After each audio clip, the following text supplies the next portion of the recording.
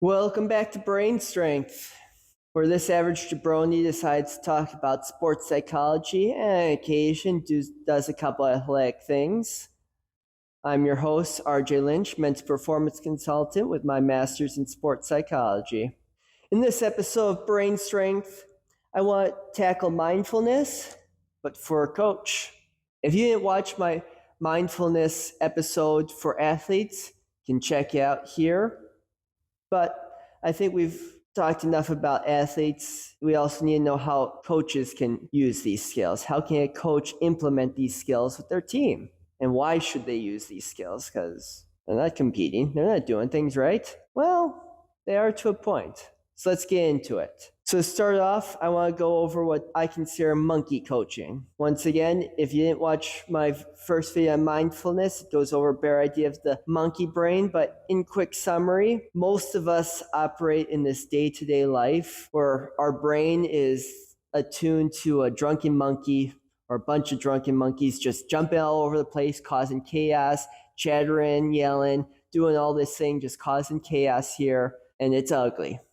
It is ugly. And unfortunately, for a lot of coaches, a lot of people, a lot of athletes, we operate from this monkey brain and it creates some monkey behavior as a coach. So what does it look like? Tell me if you've ever seen this or heard about this happening in coaching. Coach decides to throw a chair after a bad call or a bad play by one of their players. Throwing clipboards and everything else all over the place, getting angry. Even when they're winning, up by 20 and they get flustered because they made a bad play. And their athletes are all kind of just afraid of them. They're like, what is this? Guy's got anger issues. Not sure if he's going to punch a hole through something or someone. Usually their staff and team are a little bit miserable. They might have had a few champions in there or a couple championships that they've won. But a lot of times you can recognize that it's just because some really great athletes survived. Their method of coaching is, I'm going to weed out the weak and only the strongest survive, and then we're going to win championships or die trying. And they've probably had a lot of athletes, a lot of seasons that have just been broken because of it. And a lot of times you'll then see that they're miserable elsewhere. Their blood pressure's off the charts. They sleep at the office, not because they have to, but because things at home aren't pretty. Sally's sleeping with the assistant coach, and Bill's just sitting at the office pissed off that his QB3 decided to throw a ball a little bit ahead of the player instead of right on him. Just a lot of monkey behavior and things that aren't really healthy for them. So what's the opposite of having the monkey brain? What does it mean to be mindful? Well, at the heart of it, mindfulness is about being present. It's about being aware. It's about being non-judgmental and accepting of what happens. It's just sitting there and being calm and being like, okay, things are happening. I'm going to take a breath. I'm going to make a rational decision instead of an emotional one. That's a big thing. You have a coach who just pulls players because they're emotional and angry over something versus one that looks like, all right, player B isn't shooting very well right now. They've had a couple turnovers. Let me pull them out for a second to just calm them down. Versus, they fouled them. And you just kind of look like, oh no, don't make me go out, ref. I don't want to go back to that. That's your monkey coach versus the mindful one. Sounds a little bit better, a little bit nicer. Now, benefits of mindfulness have been well demonstrated for both athletes, performers, and really just the general population. So even if you just ignore all of the benefits that it might have to be a mindful coach for your athletes and for you as a coach, just know it's probably going to help you just live longer and be healthier, which most people like that. I've heard it's better being alive than dead, but not a lot of people have given me feedback on the dead part, so I might be wrong about that. And if I get future evidence on that, I will let you all know. So one of the big reasons you want to be a mindful coach, as I said, you want to be rational over emotional, but it's also to model for your athletes. As whether you like it or not as a coach, most of your athletes at some point will kind of model your behavior. will kind of learn from you, will adapt, and it'll be kind of cool because they're like, hey, that's my athlete. They're just like me. Yeah. But if you're one of those monkey coaches, you might look at them and you're like, that's my athlete. He's just like me. Oh no. And you don't want that. So when things are going on, when you're looking at like, should I be more mindful? Ask yourself, would I want my athlete to act like me when they're in a competition? After ref calls a bad call or something happens, some kind of adversity, do I want them to act like I'm acting right now? If the answer is no, then you should probably think about being more mindful, about practicing it a little bit more. It also helps you to stay more present versus being focused on the past. How can you call the next play if you're focused about the bad one from 2 times ago? You see this a lot, especially in football or so, where they just suddenly lose focus because a quarterback or player had one bad play, and then they get emotional, and then they avoid them for the next 3-4 plays, and it might cost them because they're making an emotional decision. Now, there can be some rationale where they might do that. The player makes 3-4 bad plays, had a bad week of practice, then maybe it makes sense. But if they make just one bad call, one bad play, and then you're making that call that changes things, you're focused too much on the past, on one thing, versus where you're at right now and what you need to be doing to win whatever competition you're in. And like I said, there are differences between emotional and rational decisions. And there's also a difference between defending your athlete versus soothing your own ego. When we're defending our athlete, we see something, we're just, maybe we get angry, we let a little bit of that monkey out because we know if we don't stand up for our players, we're either going to lose the players or they're going to get hurt, and we don't want that to happen. But then there's times where you're just arguing for the sake of your own ego, where you think, that was a bad call. And it wasn't a bad call.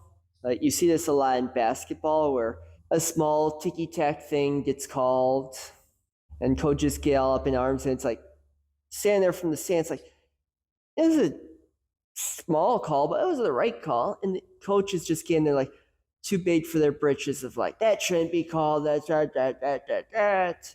And that's just your ego talking. That's not you standing up for your player who got whacked in the head and got a no call. That's defending your athlete. So what are we doing? So knowing that, what are the benefits? What are the things of like, why should you do this? Well, likely more self-aware. If you do this breathing practices, become aware of how your thoughts come and go, emotions that rise and fall, then you just know how you might react during a game as things are going wrong, as things are occurring. If you're able to sit with emotions, if you're able to sit in calm, you're also more likely to feel greater empathy. Instead of just lambasting and beating up on a player who's already beating up on themselves after something bad happens, you're able to go to them and be like, hey, we're going to get better. It's just a couple plays. You're better than this. We'll get you there. Versus, you suck, you piece of trash. Go jump in that can over there, put the lid on, and get out of here. Nobody wants to play for the second coach there. They don't want to play for the guy who's just beating them down when they already feel like crap. Be the good guy generally helps. With that, then you're also better at conflict resolution. It happens a lot where, especially if you work with youth, they talk back. They tend to have these little things, what's it called? Opinions. Yeah. The youth of today, these youngins, they have these darn opinions all the time. And sometimes as a coach, it can be infuriating. I've been there. Just kind of sit there like, shut up. But you can't let it out. You can't be mad at the point of just yelling and screaming, because once again, you're going to lose these kids. So if you take the breath, have that space, think of life as a hurricane.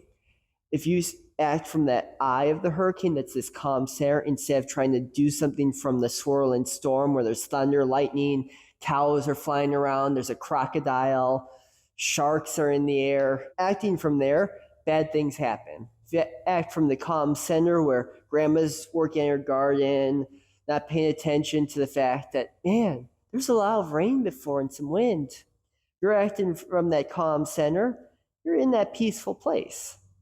And it just lets you do better things, especially when those kids decide to have opinions. You're also more focused and you're able to communicate a little bit better. How do you use it? How do you do things? Well, much like your athletes can, take a few breaths before practice, before game, especially if you're a high school coach or college coach that has work before they coach. You can be very stressed coming into practice, and that stress can bleed over. So take a minute in the coach's room, in your car. Just breathe and let go of everything that happened that day. Just take a minute. Practice a little mindful listening. First, can you just sit in a room? It's pretty quiet. You just kind of listen to things. Just notice like what sounds you're hearing, what's going on. Instead of being like, man, that annoying, I can hear the fly that's buzzing in my ear. Instead of getting there again, you sit there like, fly buzzing. Humming lights. Just this place where you're calm and centered with it. So then when you get to practice and you're listening to the athletes, they're just talking skibby that, fleek this, Ohio that. I don't know. I don't understand what they're saying anymore either. I don't. I'm scared. Someone in the comments, please let me know what they're saying. I'm scared. Do more of that, and you're able to act from a place of calm and peace.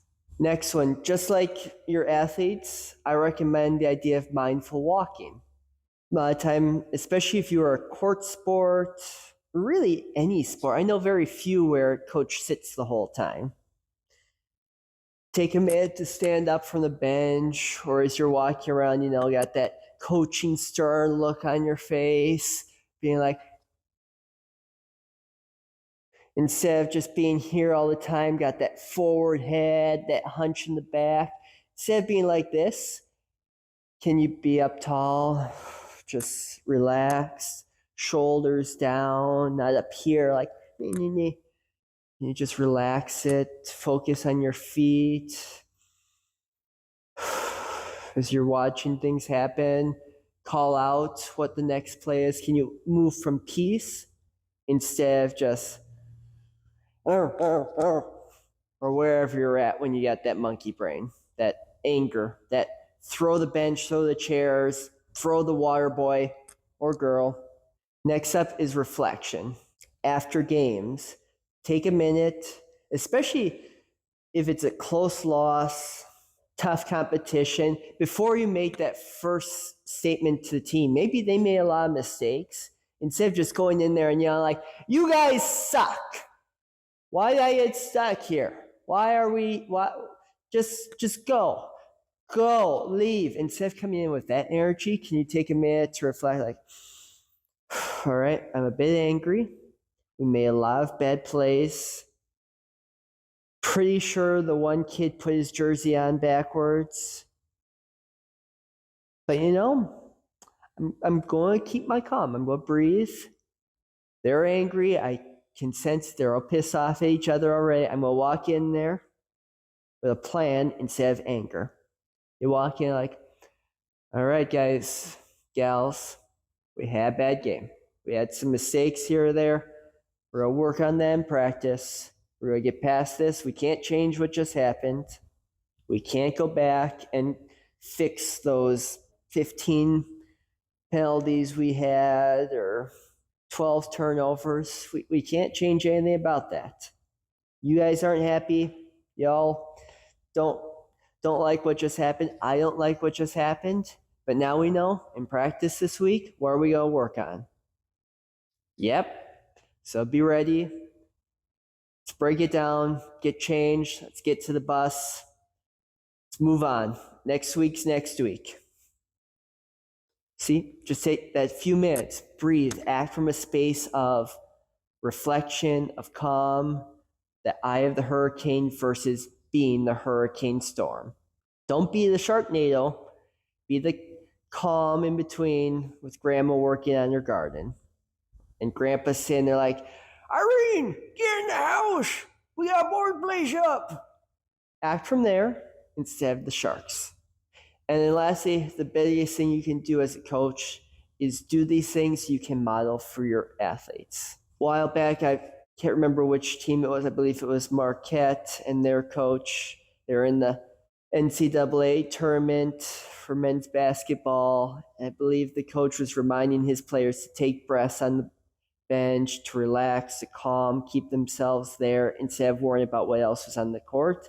And they came out and performed. If you model the breathing as the coach, the athletes are going to follow. If you model stress, they're going to be stressed. Even if you're like, guys, I am perfectly calm. I am good. Don't you worry. If you act like this, all your athletes are going to act like this. If you can at least come with some calm, most of them will try to follow your lead. You have the couple neurotic ones that are always going to be a little neurotic, but you'll do your best not to cause anymore. So I hope I've talked through some coaching mindfulness for you. I hope you can take some things away from that. And until next time, if there's anything in the comments you say that offends me, no, I'll forgive you. If I say anything offensive, I hope you can forgive me. Until next time, brain strength out.